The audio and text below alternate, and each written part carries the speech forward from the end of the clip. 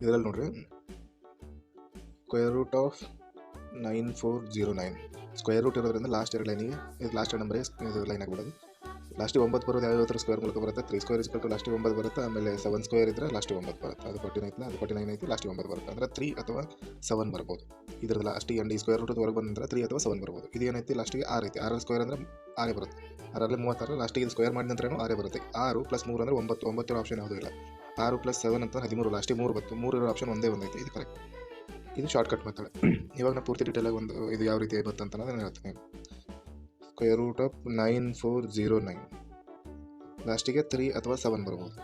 ಇದು ಮುಂದೆ ಏನಾಯ್ತು 94 ಐತೆ. 94 ಇಲ್ಲಿ ಬರ್ಕೊಂಡಿವಿ. ಎರಡು ನಂಬರಿಗೆ ಲೈನ್ ಹಾಕಿದ ನಂತರ ಎಷ್ಟು ಉಳಿತಾವಲ್ಲ ಅಷ್ಟು ನಂಬರಲ್ಲಿ ಬರ್ಕೊಳ್ಳೋದು. ಆ ನಂಬರ್ದ ನಿಯರೆಸ್ಟ್ ಒಂದು ಹಿಂದಿಂದ ಒಂದು ಮುಂದಿನ ಸ್ಕ್ವೇರ್ ಯಾವುದೈತಿ ಬರೀಬೇಕು. ಇವಾಗ ನಿಯರೆಸ್ಟ್ ಹಿಂದಿಂದ ಯಾವುದೈತಿ 81, 9 ಸ್ಕ್ವೇರ್ ಐತಿ.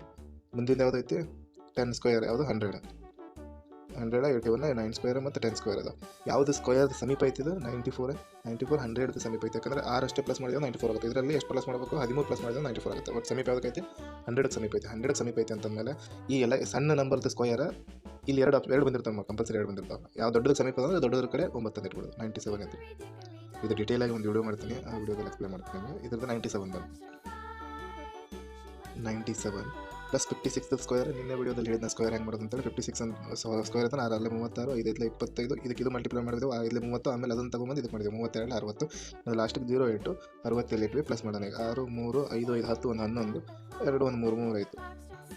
ಇದರಲ್ಲಿ ಪ್ಲಸ್ ಮಾಡೋದು 3136. 7 ಪ್ಲಸ್ ಮಾಡಿದ ನಂತರ 3 ಆಯಿತು, 1 ಕ್ಯಾರಿ.